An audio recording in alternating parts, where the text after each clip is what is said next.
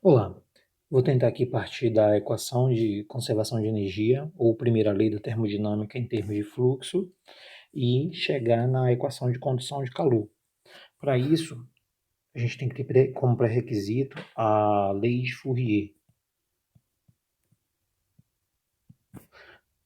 A lei de Fourier ela é conhecida como uma lei fenomenológica, ou seja, ela não é derivada a partir de conhecimentos prévios da natureza ou de outros princípios. Ela é de natureza experimental.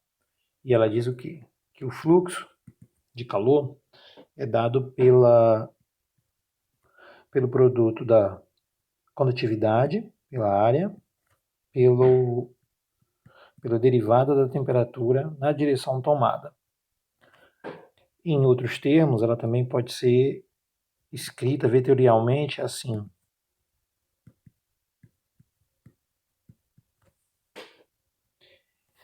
Além disso, a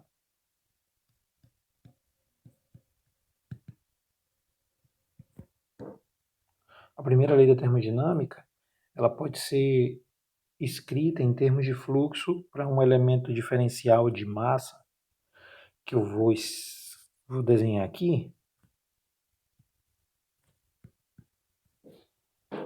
num sistema de coordenadas cartesianas, canônico. Ela pode ser escrita dessa forma: a entalpia da entrada, a velocidade média aqui ao quadrado,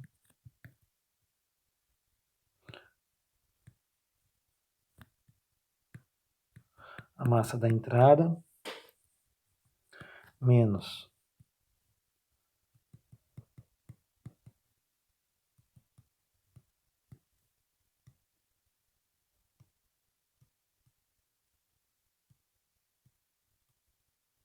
in out, somado aqui com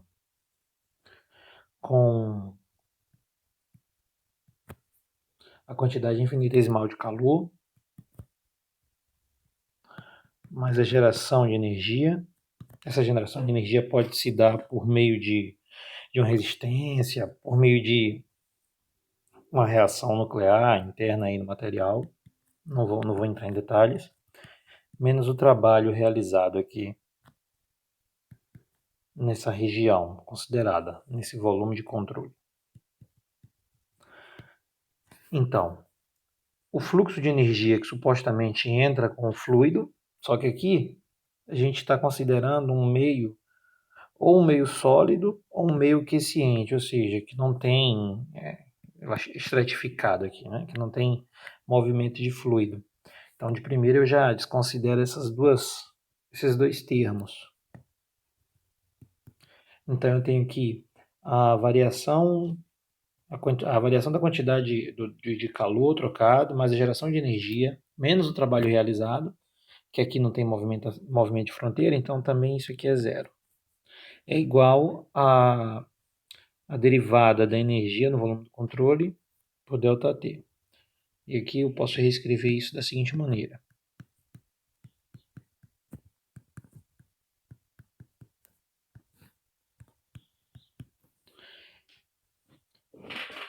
Então, mais uma vez, cancelo esses termos, porque não tem fluxo de massa aqui em torno da fronteira.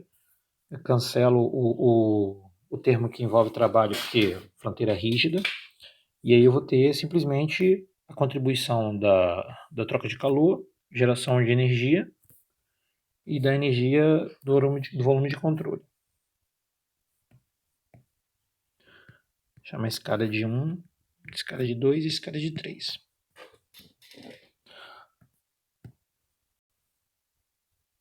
Olhando termo a termo, primeiro tratando 1, eu posso dizer que a energia no volume de controle, dentro do volume de controle, a variação, essa derivada, é dado pela derivada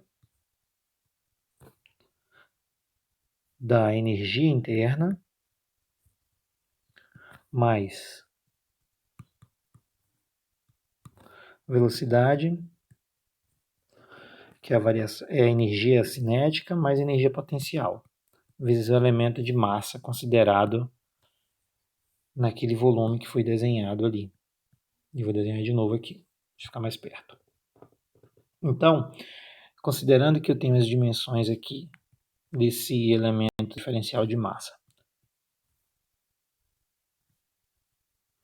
dx, dy, dz, que são essas dimensões aqui,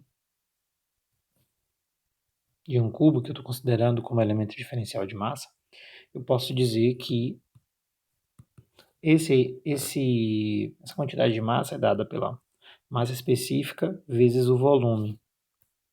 É o mesmo que dizer que o volume é o produto dessas três dimensões aqui. Além disso, eu vou considerar aqui, por enquanto, para fins de dedução, vou considerar o corpo que não está em movimento. Então, energia cinética nula, e sem variação de altura, energia potencial também, gravitacional nula. Dessa forma, eu posso reescrever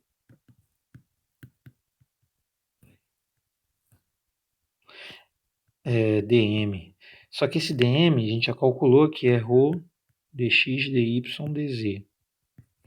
Considerando que esse elemento é fixo no tempo e a massa específica também não varia, eu posso tirar esse conjunto de termos aqui, considerando que eles são uma constante. Além disso, da termodinâmica em si, sabemos que a energia interna pode ser considerada como uma função da temperatura. De que maneira? O calor específico, que para sólidos é aproximadamente o mesmo, tanto a pressão quanto a volume constante, vezes a temperatura aqui absoluta, mais um valor de energia interna de referência. Porque é muito difícil não, a gente não tem um jeito de medir a energia interna de um corpo. A gente consegue medir basicamente a variação dessa energia.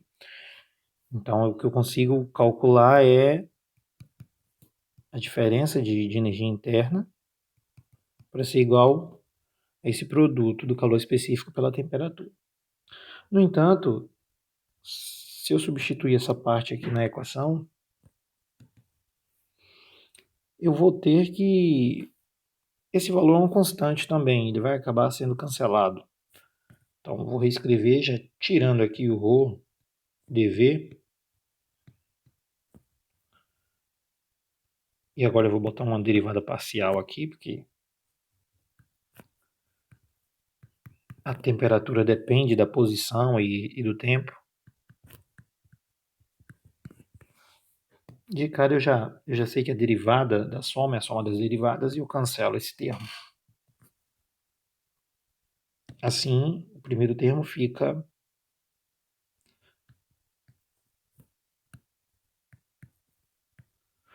Eu vou colocar aqui um R vetorial mesmo.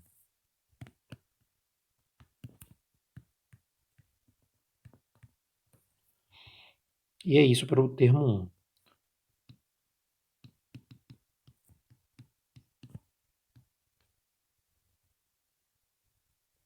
Agora,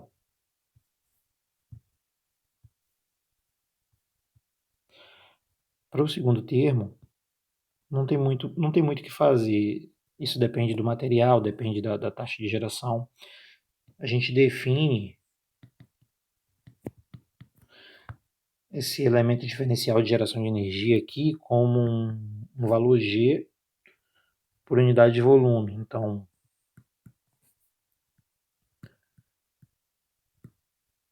G dx dy dz. Isso para o item 2. Para o item 3,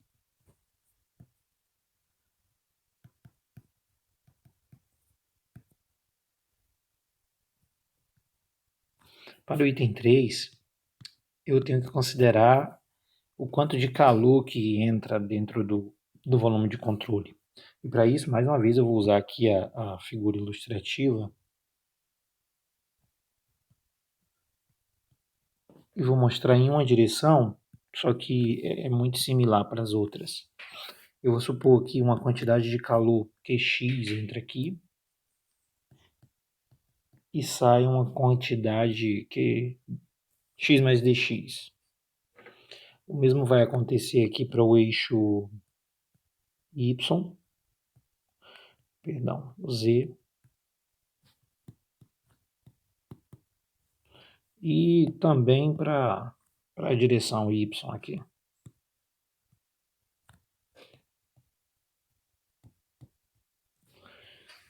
E aí eu vou fazer para X, mas é muito similar para os outros casos. Eu posso considerar que a quantidade de energia que entra aqui pela esquerda, em QX, é maior do que a quantidade de energia que entra aqui em QX mais dx, supondo que eu estou adicionando calor a esse corpo. Caso contrário, esse valor de energia interna aqui do corpo ele iria diminuir. Então, pela convenção aqui da termodinâmica, o delta Q ponto é positivo. Ele pode ser calculado pelo seguinte conjunto de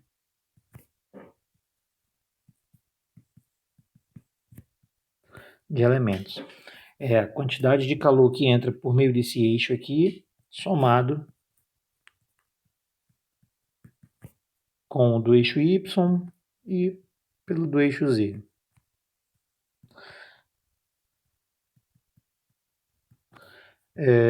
Essa diferença aqui é que é de fato a quantidade de calor que fica armazenada. Essa diferença, porque parte do calor que chega vai embora também nesse processo.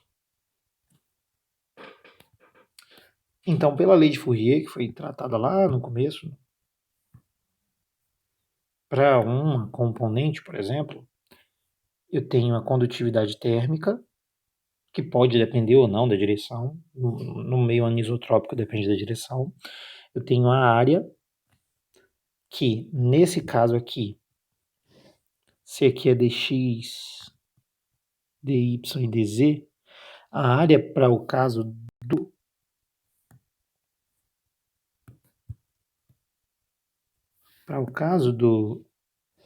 QX vai ser o produto dy, dz.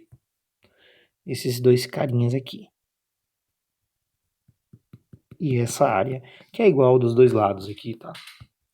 Seguindo, eu posso dizer que por uma expansão aqui de Taylor, isso vai ser QX menos, expandindo o próprio QX, mais a derivada em relação a X de QX dx. O mesmo aqui para os outros elementos que, por simplicidade, eu não vou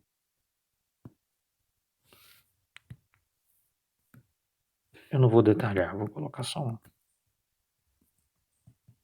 Bom, antes de dizer quem é que, pela lei de Fourier, eu já cancelo aqui dois elementos que estão sendo repetidos. E eu vou ter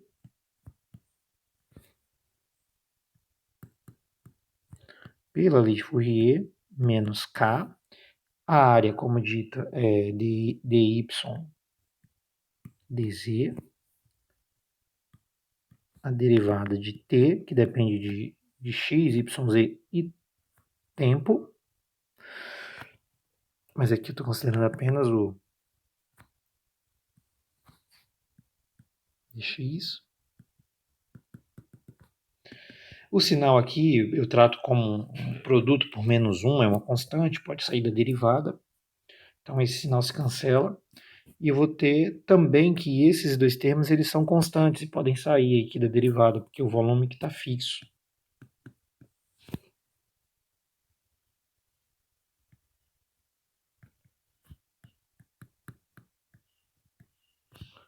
E aqui dx, dy, dz, que é o próprio dv. Repetindo os mesmos passos, eu vou ter aqui y,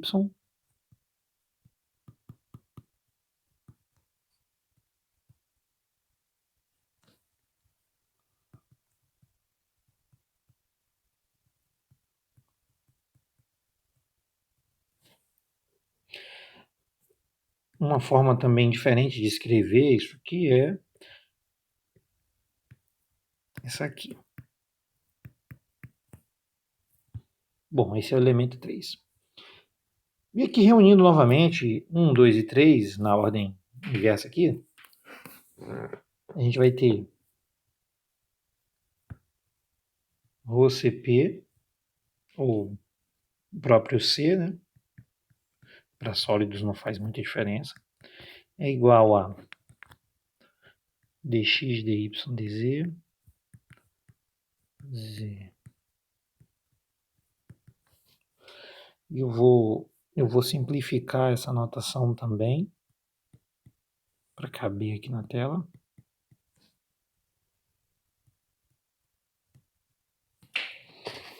Dá para cancelar aqui o dv que está em ambos os membros, considerando que eu não tenha um volume que degenerado, que seja zero.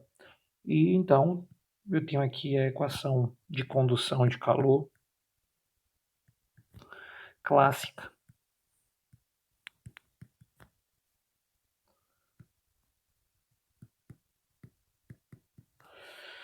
No caso particular e especial em que K seja constante, a gente reescreve isso da seguinte maneira também.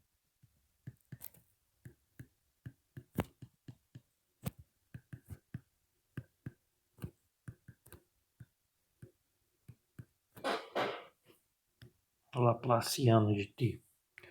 E aqui a gente tem a equação de condução de calor, onde esse alfa aqui é o que a gente chama de difusividade térmica.